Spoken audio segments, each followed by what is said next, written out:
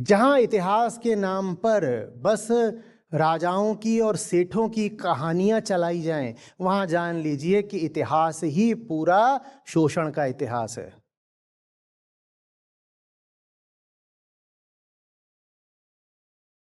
ये पूरी दुनिया में हुआ है।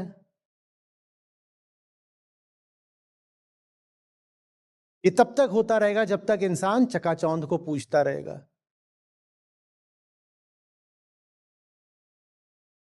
जब तक इंसान शोषित होने के बावजूद अपने शोषक जैसा ही बनना चाहेगा, इसलिए उसे पूजेगा।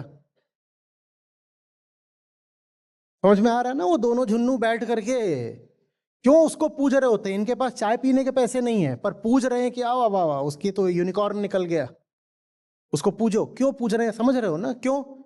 क्योंकि है ये झुन्नू, है ये शोषित, पर बनना इन्हें भी शोषक जैसा ही है। जब तक तुम्हारे दिमाग में अपने शोषक जैसा ही बन जाने की इच्छा रहेगी, शोषण चलता रहेगा।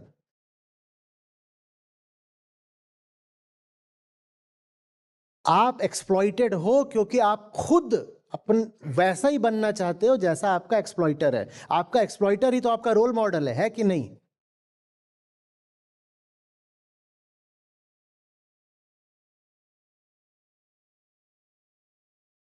एक बहुत साधारण सा सवाल है, तुम्हें इज्जत देनी भी है तो किसको देनी चाहिए?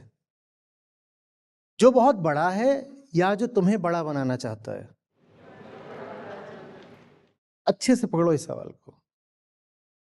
तुम पूछते किसको? जो बहुत बड़ा है। ये मालूम है ना क्या है? ये आत्म अपमान है, ये लैक ऑफ सेल्फ एस्टीम है। तुम ये नहीं पूछते कि क्या ये मुझे बड़ा बनाना चाहता है।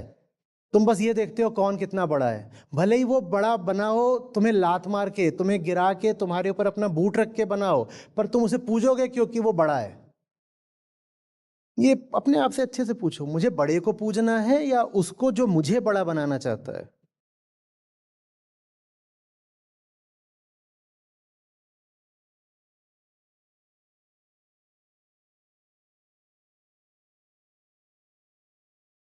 संतों ने तो क्या दिया था, गुरु गोविंद दो खड़े काके लागो पाए।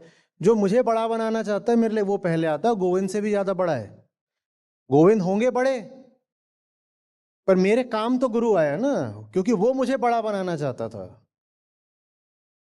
तो गोविंद से पहले गुरु का स्थान है। जिन्हें समझ थी उन्होंने कहा ठीक है, होगा कोई पारमार्थिक तल पर या व्यवहारिक तल पर, किसी भी तल पर ऊंचा होगा, श्रेष्ठ होगा, होगा श्रेष्ठ। मुझे तो अपनी जिंदगी जीनी है ना, मेरा वास्ता तो मेरे दुख से है ना, तो मैं तो सम्मान उसको दूंगा जिसने मेरा हाथ थामा और मुझे ऊपर उठाया। हम सम्मान किसको दे रहे हैं? नादिर शाह दिल्ली पे चढ़ाया, नादिर शाह, वाह क्या बात है नादिर शाह। हमारा बस चलता तो हम तैमूर द ग्रेट भी बोल देते। क्यों? क्योंकि उसने आकर के खूब मारा था हमें।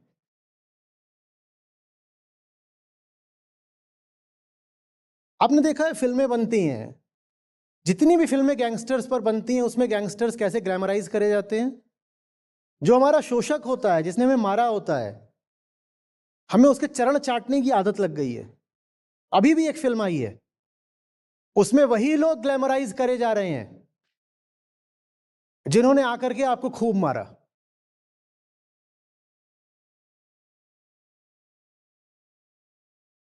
अंडरवर्ल्ड की पिक्चरें याद कर लो ना, उन सारी फिल्मों में यही हो रहा होता है।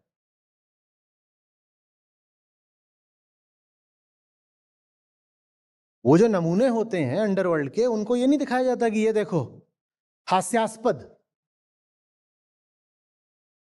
अम्यूजिंग, बड़ा जोक, ऐसे नहीं दिखाया था। उनको कैसे दिखाया जाता है?